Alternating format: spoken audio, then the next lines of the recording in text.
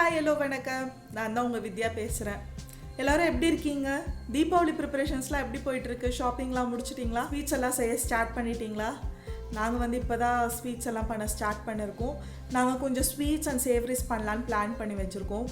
நாங்கள் என்னெல்லாம் sweets and savouries பண்ணுறோன்றது உங்களோட ஷேர் பண்ணிக்கிறோம். பார்த்து என்ஜாய் பண்ணுங்கள். இந்த ரெசிபிஸ் எல்லாமே பிகினர் ஃப்ரெண்ட்லியாக தான் இருக்கும்.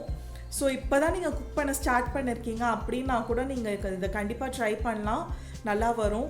ஸோ இது எப்படி வந்தது, நீங்கள் ட்ரை பண்ணி பார்த்தீங்கன்னா எப்படி வந்ததுன்றதை கமெண்ட்ஸில் என்னோட ஷேர் பண்ணிக்கோங்க. தீபாவளினாலே நம்மளுக்கு ஞாபகம் வர விஷயங்களில் ஒன்று பார்த்திங்கன்னா ஸ்வீட்ஸ். அதுலேயும் நம்மளோட ட்ரெடிஷ்னல் ஸ்வீட் பார்த்திங்கன்னா அதிரசம். ஸோ அதுதான் நம்மளுக்கு ஃபஸ்ட்டு ஞாபகம் வரும். அதிரசம் ரெசிபி அம்மா நம்மளோட ஷேர் பண்ணிக்க போகிறாங்க. இது அம்மா ரொம்ப வருஷமாக இந்த அதிரசம் பண்ணிகிட்டு இருக்காங்க. ஆனால் அவங்க எப்போ பண்ணாலுமே இது அவ்வளோ பர்ஃபெக்டாக வரும், அவ்வளோ டேஸ்டியாக வருங்க இந்த அதிரசம். ஸோ அவங்க கொஞ்சம் டிப்ஸ் அண்ட் ட்ரிக்ஸ்லாம் நம்மளோட ஷேர் பண்ணிப்பாங்க. ஸோ நீங்கள் அந்த டிப்ஸ் அண்ட் ட்ரிக்ஸ் அதெல்லாம் ஃபாலோ பண்ணி பண்ணிங்கன்னா இந்த அதிரசம் ரொம்ப டேஸ்டியாக ரொம்ப ஈஸியாக வரும். இவ்வளோ தானே அதிரசம் அப்படின்னு நீங்கள் நினச்சிடுவீங்க, அவ்வளோ ஈஸியாக இருக்கும். ஸோ கண்டிப்பாக ட்ரை பண்ணி பாருங்கள். நீங்கள் இப்போ தான் ஃபர்ஸ்ட் ட்ரை பண்ணுறீங்க அப்படின்னா கொஞ்சம் கம்மி குவான்டிட்டியில் பண்ணிக்கோங்க. அப்போ தான் உங்களுக்கு ஒரு கான்ஃபிடென்ஸ் வரும், ஓகே நம்மளுக்கு சூப்பராக வந்துடுச்சு அப்படின்னு சொல்லிட்டு நீங்கள் நெக்ஸ்ட் டைம் குவான்டிட்டியை லெவலப் பண்ணிக்கோங்க, இன்னும் கொஞ்சம் எக்ஸ்ட்ரா ஆட் பண்ணிக்கோங்க. கண்டிப்பாக நல்லா வரும், ட்ரை பண்ணி பாருங்கள். இது ஒரு ஃபுல் ப்ரூஃப் மெத்தட்னே சொல்லலாம் இந்த அதிரசம் மெத்தட். இந்த அதிரசம் எப்படி பண்ணலான்றது பார்க்கலாம். அதிரசம் செய்ய ஃபஸ்ட் பச்சரிசியை நல்லா கழுவிட்டு ஒரு 2 மணி நேரம் ஊற வச்சுட்டு காத்தார போடணும்.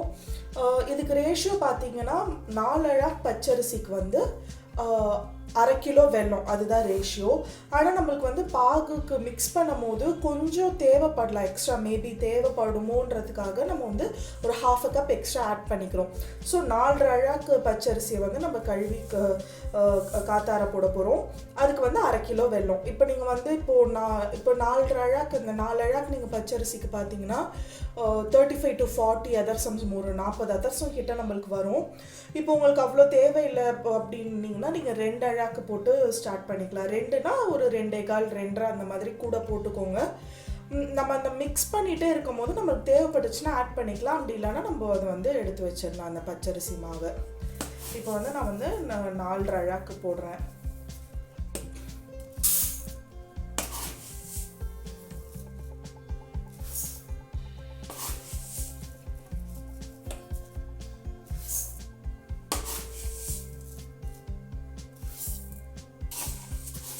அழகாக்கு போட்டாச்சு.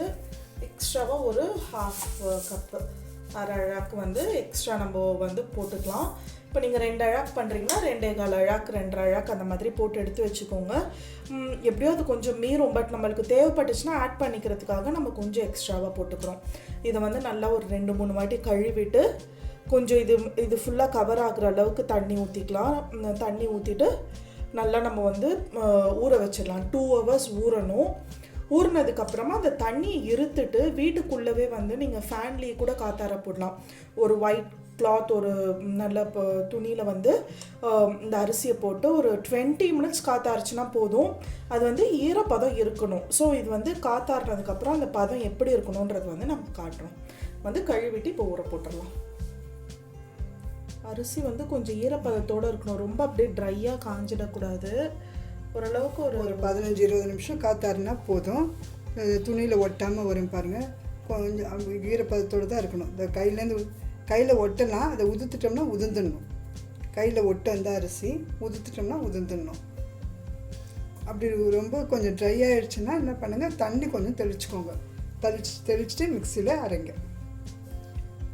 அதுக்கு தான் மிஷினுக்கு எடுத்துகிட்டு போட்டால் கூட லேட் ஆகிடுச்சுன்னா கொஞ்சம் நேரம் க்யூவில் நிறைய பேர் இருந்தாங்கன்னா நேரம் ஆகிடும் இல்லையா, அரிசி நல்லா ட்ரை ஆகிடும். இப்போ என்ன பண்ணுவாங்கன்னா கொஞ்சம் தண்ணி கொண்டு போவாங்க பாட்டிலில், அதை தெளிச்சுட்டு மிஷினில் போடுவாங்க.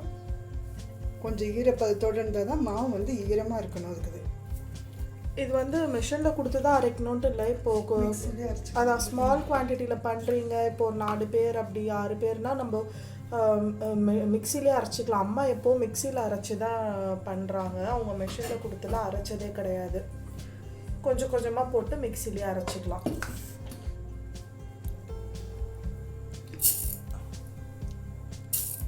ஓகே, அரைச்சிடலாம். ஃபுல்லாக மாவு அரைச்சதுக்கப்புறம் எப்படி வருதுன்னு காட்டுவோம். இது இந்த மாதிரி கொஞ்சம் கொஞ்சமாக அரைச்சி எடுத்துக்கிட்டு அதை வந்து ஜலிச்சு எடுத்து வச்சுக்கலாம்.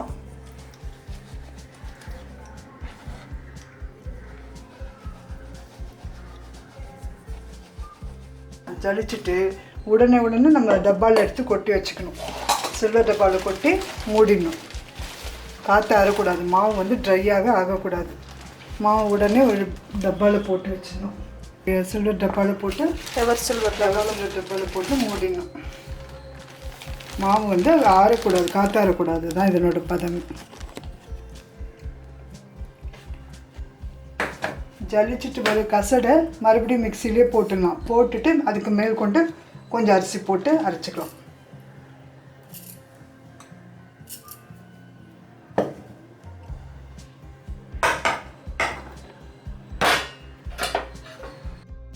வந்து 1/2 கிலோ வெல்லம் எடுத்து வச்சுருக்கோம். ஒரு கிட்டத்தட்ட ஒரு 10 கிராம் வந்து சுக்கு இருக்கும். சுக்கு வந்து கொஞ்சம் இடித்து வச்சுக்கலாம். அப்போ தான் மிக்சியில் போடும் போது ஈஸியாக இருக்கும். ஸோ குட்டி பவுலில் இருந்ததுன்னா அதில் வந்து இந்த சுக்கும் ஒரு 10 ஏலக்காய், 10 கிராம் சுக்கு 10 ஏலக்காய் வந்து ஃபஸ்ட்டு அரைச்சி பவுட்ரு பண்ணி வச்சுக்கலாம். வெல்லம் வந்து இது மாதிரி கத்தியில் இது மாதிரி சீவியே எடுத்துக்கலாம். ஏன்னா நம்ம கிரேட்டரில் போட்டு கிரேட் பண்ணோன்னா வெல்லம் அந்த கிரேட்டர்லேயே பாதிக்கு மேலே ஒட்டிக்கும். இந்த மாதிரி சீவி வந்தாலே நல்லா அப்படி வந்துடுது. ஃபஸ்ட்டு வெல்லம் வந்து வடிகட்டி எடுத்துக்கலாம். இதில் வந்து ஸ்டவ் ஆன் பண்ணிவிட்டு ஒரு பாத்திரம் வச்சுக்கலாம். அதில் வந்து வெல்லம் போட்டுடலாம். எடுத்து வச்சுருக்க 1/2 கிலோ வெல்லம். வெல்லத்தில் ஏன்னா ஏதாவது கொஞ்சம் தூசி இருக்கலாம், அதனால நம்ம அதை முதல்ல வடிகட்டி எடுத்து வச்சுக்கலாம். 1/2 கிலோ வெல்லத்துக்கு 1/2 டம்ளர் தண்ணி போதும். அதுக்கு மேலே தண்ணி வேணாம். கொஞ்சம் நேரத்தில் அப்படியே மெல்ட் ஆகிடும். மெல்ட் ஆனதுக்கப்புறம் வடிகட்டி எடுத்து வச்சுக்கலாம்.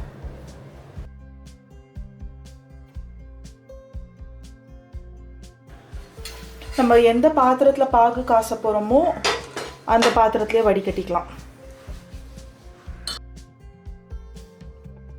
இப்போ வந்து திரும்பி ஆன் பண்ணிக்கலாம்.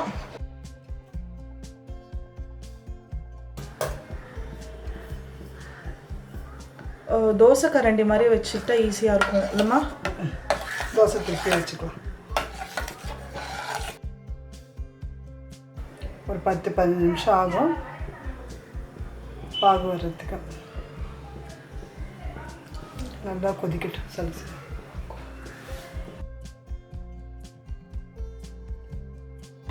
இந்த மாதிரி குழி தட்டில் ஒரு ஸ்பூன் தண்ணி ஊற்றி வச்சுக்கலாம். பாகு பதம் வர்றதை பார்க்குறதுக்கு.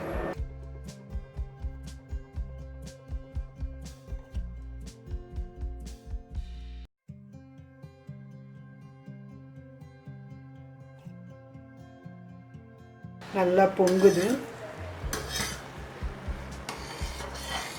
கொஞ்சம் வேணால் ஸ்லோ பண்ணிக்கலாம். தீயை கொஞ்சம் குறைச்சிக்கலாம். நல்லா பொங்குது. இப்போ தீ கொஞ்சம் குறைச்சிக்கலாம். முதல்ல செய்கிறதா இருந்தால் கொஞ்சமாகவே செஞ்சு பாருங்கள். 2 டம்ளர் அரிசி போட்டுக்கோங்க. அதாவது 2 அழகு அரிசி போட்டுக்கோங்க. 1/4 கிலோ வெல்லம், பாகு வெல்லமாக வாங்கி வச்சுக்கோங்க.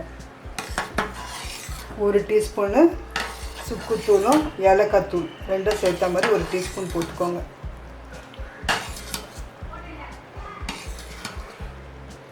நல்லா அரிசியை கழுவிட்டு 2 முறை கழுவிட்டு 2 மணி நேரம் ஊற வைக்கணும். 2 மணி நேரம் ஊற வச்சுட்டு நல்லா தண்ணியை வடிகட்டி இருத்துட்டு துணியில் காத்தார போடணும். ஒரு 20 நிமிஷமே போதும். 1/2 மணி நேரம் கூட தேவையில்லை. நல்லா காஞ்சிடுது. 20 நிமிஷமே போதும். கையில் எடுத்தால் ஒட்டுந்தான். ஆனால் அதை உதுத்து விட்டோம்னா உதிர்ந்துடும். அந்த பதத்தில் தான் இருக்கணும் அரிசி கொஞ்சம் ஈரமாக இருந்தால் தான் நல்லது. நம்ம மிக்சியில் அரைச்சிட்டு மாவை ஜலிக்கும் போது கூட என்ன பண்ணணும், மாவை வந்து ஒரு சில்வர் கண்டெய்னர் சில்வர் டப்பாவில் போட்டு வச்சுக்கணும். மாவு காத்தார விடக்கூடாது, வறண்டு போகவே விடக்கூடாது. மாவை சில்வர் டப்பாவில் போட்டு மூடி வச்சுக்கணும். ஈரப்பசையோடு இருந்தால் தான் நல்லா வரும். அதுதான் அதிர்ஷ்டத்துக்கே ட்ரிக்கே, வேறு ஒன்றும் இல்லை. கொஞ்சம் இதுவாகுது, இன்னும் கொஞ்சம் நேரத்தில் வந்துடும்.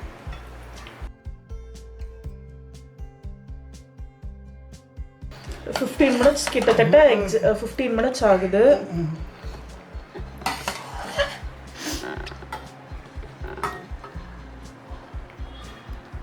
பாருங்கள், தண்ணியில் கரையாமல் இந்த மாதிரி நிற்கணும்.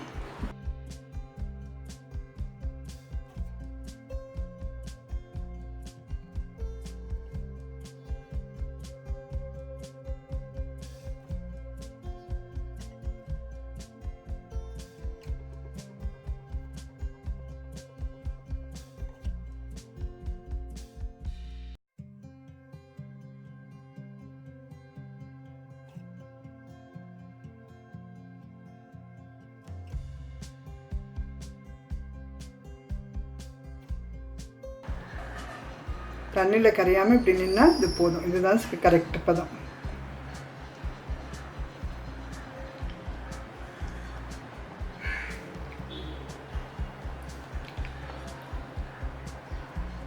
ஓகே, ஸ்டவ் ஆஃப் பண்ணலாம். கொஞ்சம் இளம் பதம் தான்.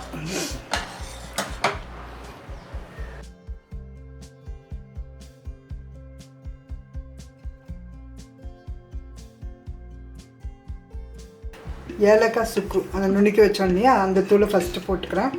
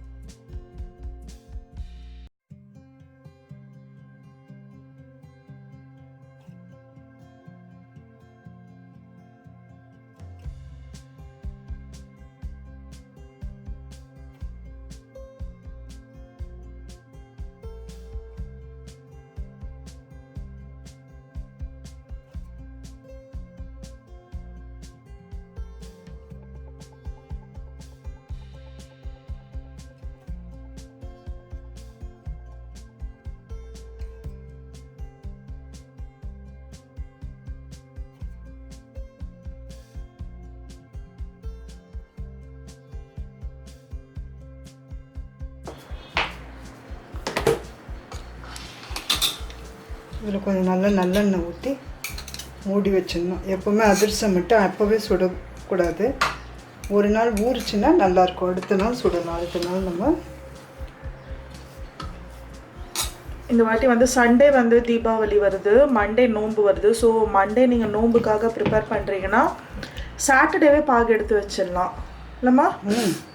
சாட்டர்டே எப்போ ஒரு 2-3 நாள் முன்னாடி எடுத்து வைக்கிறதுனால ஒன்றும் இது இல்லை, தப்பு இல்லை. எப்படிம்மா ஸ்டோர் பண்ணுவீங்க? ஃப்ரிட்ஜ்லையா?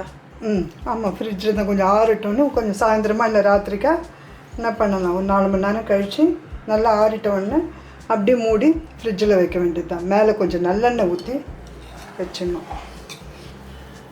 இந்த பதம் தான் பாருங்கள். அப்படியே சப்பாத்தி மாவு மாதிரி இருக்கும், கொஞ்சம் ஒட்டாமல் வரும். மேலே நல்லெண்ணெய் ஊற்றி, நல்லெண்ணெய் ஒரு குழிக்கரண்டி அளவு, ஒரு குழம்பு கரண்டி அளவு நல்லெண்ணெய் ஊற்றி மூடி வச்சிடணும். பாகு ஊற நல்லாயிருக்கும். எப்போவுமே அடுத்த நாளும் ஒரு 2 நாள் கழிச்சோம் நம்ம போட்டோம்னா நல்லா வரும் அதிரசம். அப்போவே செய்யக்கூடாது. அந்த மாவு அப்போ தான் நல்லா வெந்திருக்கும், சூட்லேயும் வெந்திருக்கும். தீபாவளிக்கு செய்கிற பாக நோன்பு கார்த்திகை வரைக்கும் கூட வச்சுப்பாங்களே, தீபத்தப்போ கூட செய்வாங்க. கெடவே கெடாது. அப்போல்லாம் உங்கள் ஃப்ரிட்ஜு கூட இருக்காது, ஃப்ரிட்ஜ் இல்லாமல் எடுத்து வச்சுப்பாங்க. இப்போ நம்ம ஃப்ரிட்ஜ்லேயே வச்சுக்க போகிறோம்.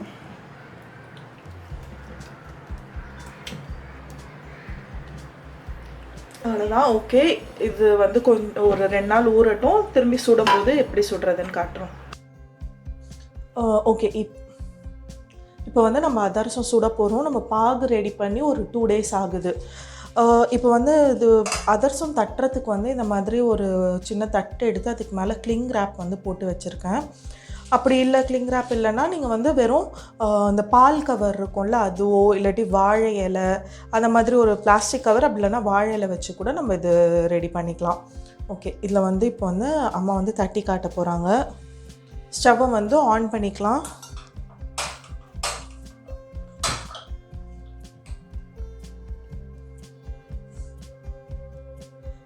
எண்ணெய் விட்டுக்கலாம், இல்லை நீங்கள் ஃபுல்லாக நெய்யில் பொரிக்கிறதானா நெய்லேயும் பொரிக்கலாம், இல்லை பாதி எண்ணெய் பாதி நெய் கூட பொரிச்சிக்கலாம். எண்ணெய் வந்து எடுத்து வச்சுருக்கோம். இதில் வந்து ஒரு டேபிள் ஸ்பூன் அளவுக்கு நெய் விட்டுக்கலாம்.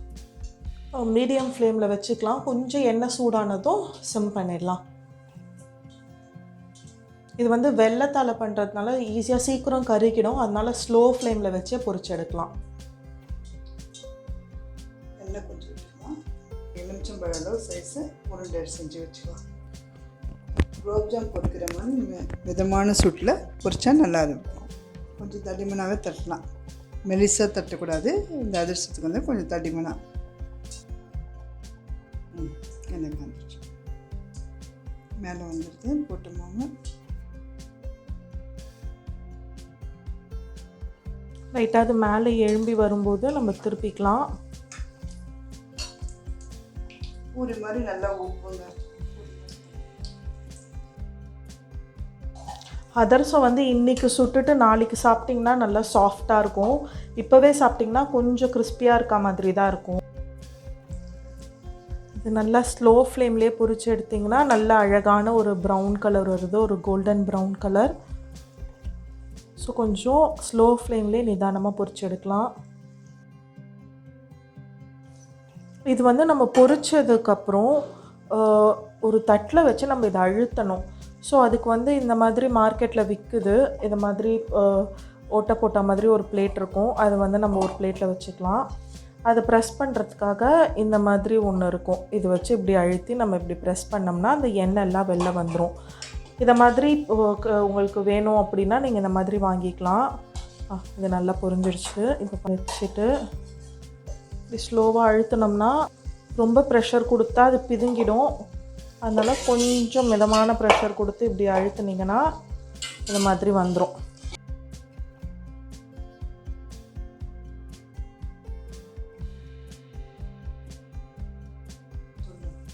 வந்து பூரி மாதிரி உப்பும். என்னடா இது அதிரசம் வந்து இப்படி இருக்காதே அப்படின்னு நினச்சிக்காதீங்க. இந்த மாதிரி தான் உப்பி இருக்கும். நம்ம அதை ப்ரெஸ் பண்ணி அந்த எண்ணெயெல்லாம் வெளியில் எடுத்ததுக்கப்புறம் தான் அதிரசம் அந்த ஃப்ளாட் ஆகுமே.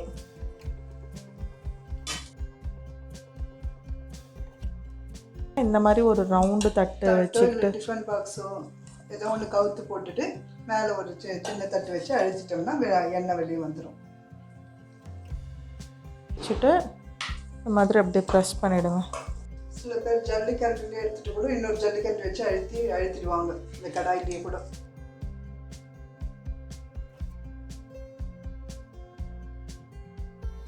என்ன வியூவர்ஸ், ரெசிபி பார்த்தீங்களா? பிடிச்சிருந்ததுன்னா கண்டிப்பாக ட்ரை பண்ணுங்கள். இந்த வீடியோ பிடிச்சிருந்ததுன்னா கண்டிப்பாக லைக் பண்ணுங்கள். உங்கள் ஃப்ரெண்ட்ஸ் அண்ட் ஃபேமிலியோட ஷேர் பண்ணிக்கோங்க. மறக்காமல் என்னோடய சேனலை சப்ஸ்கிரைப் பண்ணிவிடுங்க. சப்ஸ்கிரைப் பண்ணதும் பக்கத்தில் இருக்க அந்த பெல் ஐக்கனை கிளிக் பண்ணிவிடுங்க. அப்போ தான் நான் போடுற வீடியோஸ் எல்லாம் உங்களுக்கு நோட்டிஃபை ஆகும். மறுபடியும் இன்னொரு வீடியோவில் சந்திக்கலாம். தேங்க்யூ. ஹாப்பி தீபாவளி.